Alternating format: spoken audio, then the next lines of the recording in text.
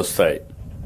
Phase 1 నేను ముందే చెప్పాను, 1,19,000 ఎకరాలకు నీళ్లు, 4 లక్షల మందికి త్రాగునీరు.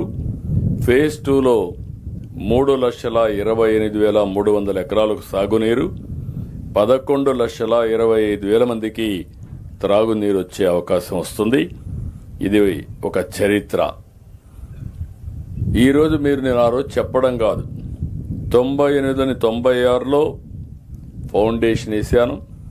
98లో మొట్టమొదటిసారిగా నల్లమల సాగర్ రిజర్వాయర్లోని సుంకేసుల గొట్టిపడియ డ్యాములకి 180 కోట్ల రూపాయలు శాంక్షన్ చేసి అడ్మినిస్ట్రేటివ్ శాంక్షన్ ఇచ్చింది అప్పుడే ఇచ్చాం.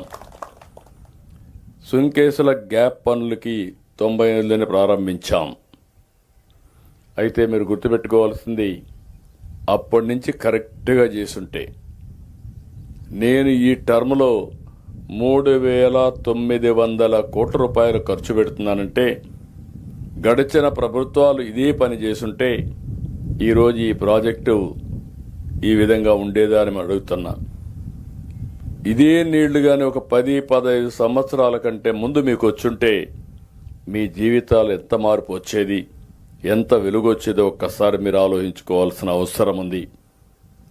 అందుకనే ఈరోజు ఇంకొక పక్కన మీరు చూస్తే నాకు ఆశ్చర్యం వేస్తుంది.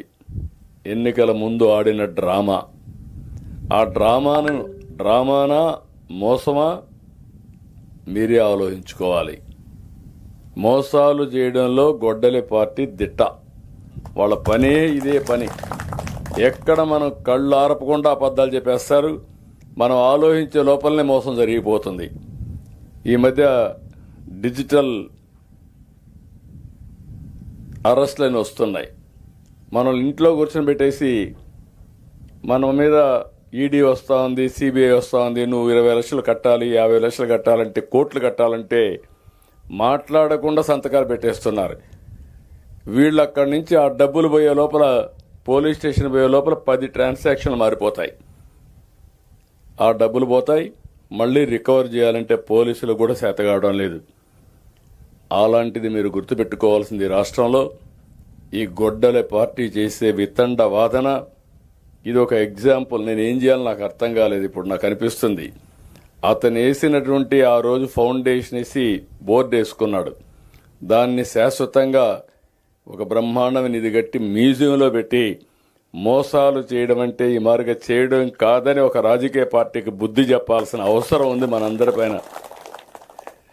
ఇంకొక పక్కన మీరు చూస్తే మొత్తం